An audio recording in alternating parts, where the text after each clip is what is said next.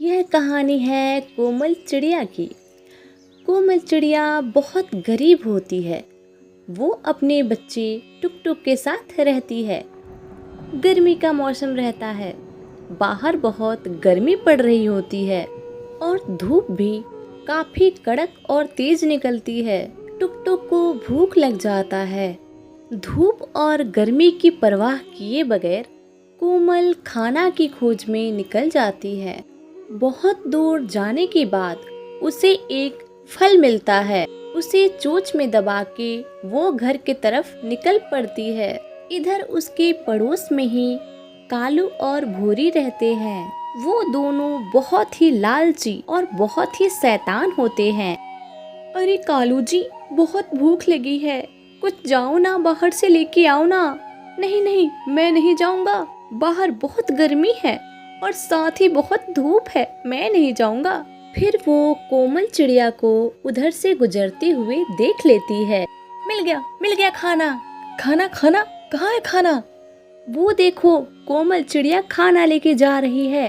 तुम जाके उससे टकरा जाना और खाना नीचे गिर जाएगा। फिर मैं उसे उठा के लेके भाग आऊंगी। फिर प्लान के मुताबिक कोमल चिड़िया से कालू टकरा जाता है और वो फल नीचे गिर जाता है। उसे भूरी उठा के भाग जाती है।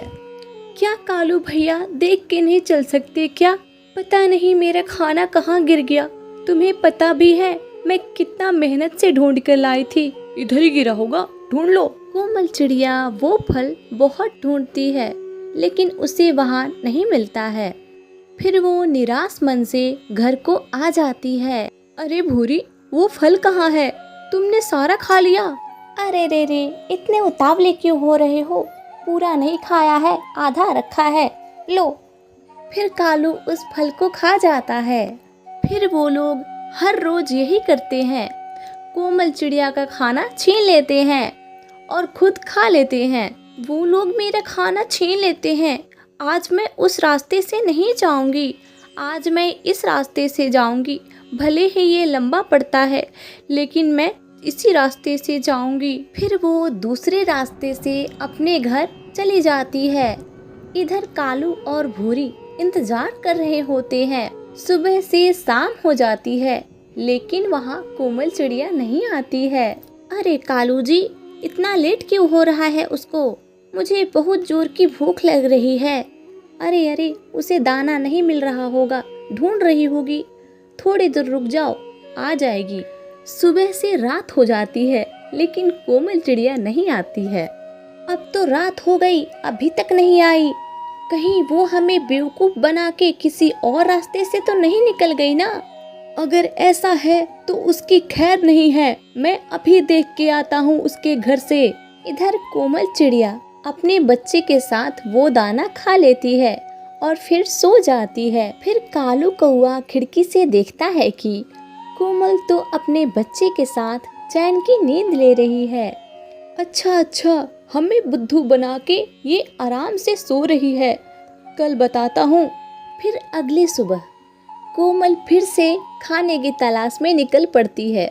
उसे कुछ केले मिलते हैं जिसको देख के वो बहुत खुश हो जाती है और उसे लेके अपने घर को आ जाती है। लेकिन कालू और भूरी वहाँ पहले से मौजूद होते हैं। उन्हें वहाँ देख के कोमल बहुत डर जाती है। देखो, तुम लोग यहाँ से चले जाओ। 100 बात की एक बात, जब तक हम लोग ये केले नहीं खाएंगे हम लोग यहाँ से कहीं नहीं जाएंगे। तो चुपचाप साइड हो जा।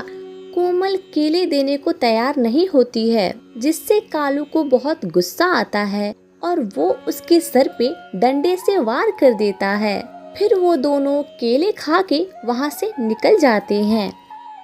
तभी वहाँ टुक टुक आता है। कोमल चिड़िया के सर से बहुत खून निकल रहा होता है जिसे देख के वो रोने लगता है।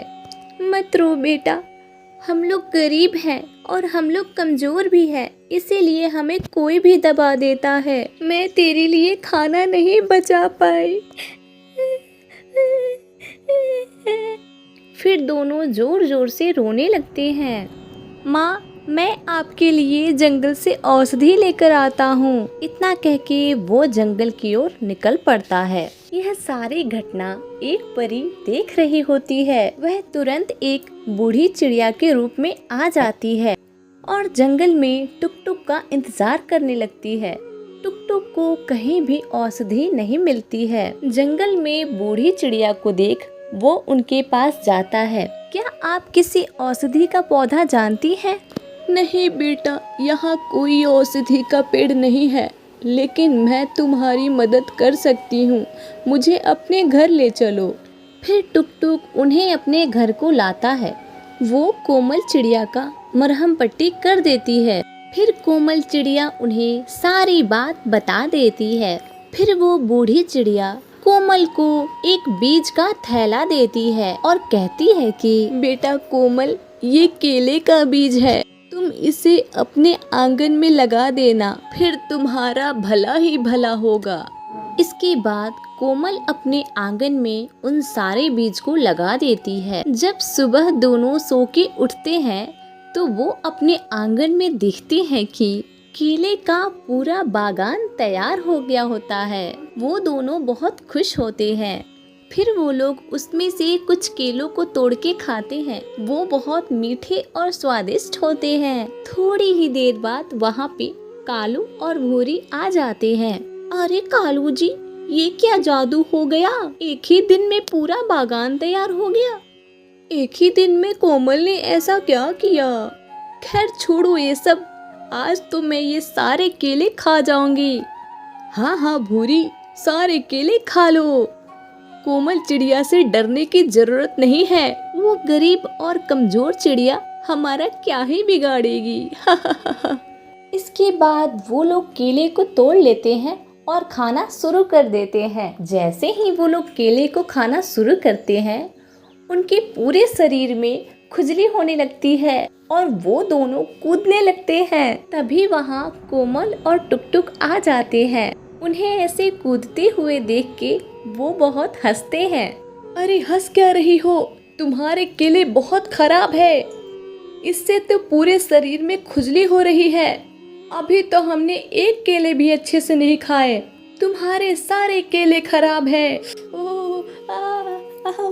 नहीं, मेरे सारे केले अच्छे हैं। ये जादुई केले हैं, दुश्मनों के लिए खराब हो जाते हैं और हमारे लिए अच्छे रहते हैं। उसके बाद जैसे तैसे कालू और भूरी वहाँ से निकल जाते हैं। फिर वो नदी में डुबकी लगाते हैं और नदी किनारे बैठ जाते हैं।